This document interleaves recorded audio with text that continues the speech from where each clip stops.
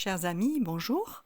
En ces jours de printemps ensoleillés, c'est notre cas dans le sud, j'espère vous retrouver en pleine forme, la chaleur des beaux jours nous y aidant. Bienvenue aux nouveaux abonnés qui découvrent ma chaîne, ou plutôt votre chaîne. Je me présente, je suis Gabrielle, astrologue, cartomancienne et numérologue. Pour faire grandir cette chaîne, je vous propose de partager les vidéos, de vous abonner et de cliquer sur le pouce en l'air si vous avez aimé cette analyse. La nouvelle lune du 30 mai 2022 aura lieu à 11h30 heure de Greenwich. La conjonction solilunaire se positionne à 9,03 des Gémeaux, qui nous parle dans les degrés sabiens de la symbolique d'un carquois plein de flèches. Ce degré nous invite donc à développer notre esprit conquérant. Une ou des batailles vont se présenter à nous, mais il s'agit là de la jouer stratège. Pour cela, nous avons plusieurs cordes à notre arc et de multiples possibilités représentées par ces flèches. Ces flèches, ce sont des atouts avec lesquels nous allons toucher les cibles. Nous aurons certainement des choix à faire durant cette période. À nous d'user de discernement, de concentration, d'intelligence pour ne pas manquer notre objectif. Cette nouvelle lune en Gémeaux se veut beaucoup plus volubile, teintée de liberté, de curiosité, de multiplicité dans nos propositions. Elle va nous permettre de se reconnecter à notre enfant intérieur qui ne demande qu'à s'exprimer. Alors je nous dirai, jouons, festoyons. La conjonction Lune-Soleil est reliée par un sextile large à la conjonction Mars-Jupiter. La synthèse de cette configuration, c'est Jupiter. La planète bienfaitrice va mettre sur notre chemin des propositions fructueuses, la réussite dans nos entreprises, des promotions, d'autant que Mars en Bélier, maître de ce signe, nous fournit l'énergie pour démarrer, mettre en action, bref, pour faire.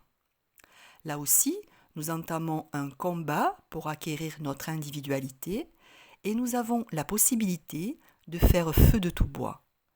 Nous sommes tout feu tout flamme. C'est un super transit pour les sportifs, les compétiteurs, car les efforts payent.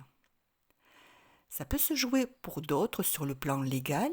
Il nous est beaucoup plus facile de faire valoir nos droits, à faire respecter les lois.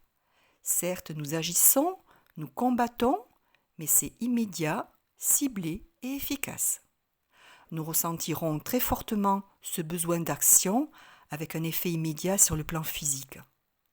C'est du faire en accord avec nos objectifs solaires, nos idéaux, une belle et grande puissance de volonté au service de la réalisation de nos buts.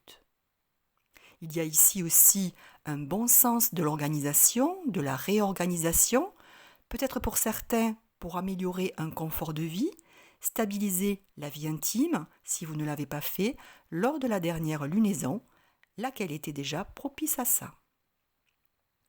Pour cette lunaison, nous avons un regroupement des planètes sur environ 130 degrés, donc on considère que l'on a une grappe. La grappe apporte une très forte fusion des énergies, une interaction entre les planètes plus importante que d'ordinaire. Pluton est à nouveau, comme lors de la dernière nouvelle lune, planète leader. Elle mène donc les énergies des autres planètes et nous pousse encore à la transformation, à une mutation profonde. Mercure étant rétrograde au trigone de Pluton, les questionnements, les analyses des situations continuent de se faire sur ce mois, mais dans notre fort intérieur, de manière intériorisée. Le cerveau marche à plein régime. Ça peut donner pour certains des illuminations pour résoudre un problème qui paraissait nébuleux auparavant. Il y a aussi la faculté de mettre des mots sur des choses qui ne sont pas dites, avec une prise de conscience d'une autre vérité, un revirement de situation. La nouveauté, c'est que Vénus est en Taureau, donc dans son signe de maîtrise, donc plus de sensualité, de sentiments, de passion. Elle est carrée à Pluton. La Vénus en Taureau est plutôt fidèle, conventionnelle. Or, avec ce transit, nos goûts, nos choix, nos désirs prennent une dimension infinie, on peut ressentir un penchant irréductible, une émotion fatale qui n'est pas conforme à nos goûts habituels et conduire pour certains à des relations adultères ou marginales. On peut très bien, pour d'autres, pimenter la routine de sa vie amoureuse. Bien sûr, ceci est à nuancer en fonction de votre thème. Comme je le rappelais plus en avant de cette vidéo, Mercure étant rétrograde, nous avons encore le sextile Mercure à Neptune qui nous procure une ouverture visionnaire, une prédisposition aux rêves, et le carré de Mercure à Saturne qui va occasionner des retards dans les transports, des blocages, des messages qui passent mal, des communications, mail, téléphone en berne, mais aussi des pannes électriques, mécaniques, des grèves de transport, des restrictions dans l'alimentation.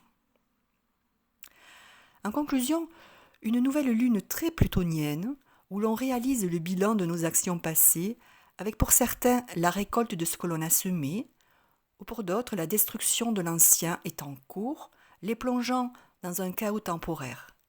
Je vous le rappelle, c'est une période de régénération, de renouveau qui nettoie, élimine le superflu, les choses obsolètes, même si elle dévoile quelquefois une vérité cruelle. Nous sommes compris dans le tourbillon de la vie, avec au bout la guérison, comme le sphinx qui renaît de ses cendres.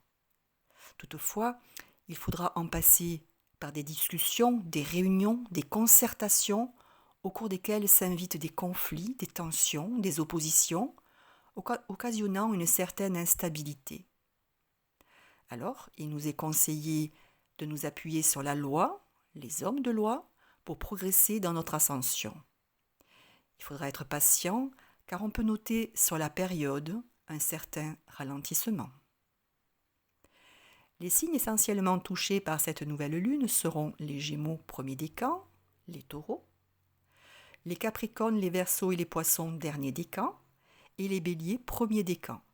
Très chanceux nos amis Béliers, les signes de feu de manière générale, avec ce Jupiter qui est entré dans leur signe, alors profitez-en, saisissez les opportunités. Pour les autres, comme d'habitude, vous pouvez regarder dans quelle maison se place cette nouvelle lune pour connaître le domaine concerné ce mois-ci. En numérologie, lorsqu'on ajoute tous les chiffres pour le 30 mai 2022, soit 3 plus 5 plus 3 plus 2 plus 2, on obtient 14 et 5. Avec le 14, on accède à la vérité et nous sommes à la recherche du calme, d'un équilibre, de notre équilibre, d'une certaine harmonie. Nous devons apprendre à maîtriser notre emportement. Le 14 nous demande de s'alléger, de prendre du recul et de recréer d'autres liens plus justes, plus sincères, de tourner notre personnalité vers la spiritualité. Avec le 5, ça bouge, notre activité évolue, nos finances font du yo-yo, les déménagements, les voyages sont fréquents, avec ce chiffre car ils aiguisent notre curiosité. Ils nous donnent l'envie de partir à l'aventure, le goût du risque, ce qui pourrait générer quelques incidents ou accidents. Ils développent notre esprit d'entreprise et nous poussent en avant. C'est aussi un vent de liberté qui souffle sur nos vies. Voilà, chers amis, je vous remercie encore d'être toujours plus nombreux sur cette chaîne, ça m'aide à continuer. Merci de vous abonner en cliquant sur la cloche et actionner le pouce en l'air si vous aimez mon analyse. Je serai là, je l'espère, présente dans 15 jours pour l'étude de la pleine lune du 14 juin 2022. D'ici là, je vous accompagne par la pensée dans votre mutation. Gardez au fond de vous des pensées positives. Elles déteindront, je vous l'assure, sur vos actions. N'hésitez pas à me contacter par mail avenir-et-symbole@orange.fr si vous souhaitez communiquer. Je vous réponds dès que possible. Bises à toutes et à tous. À très vite.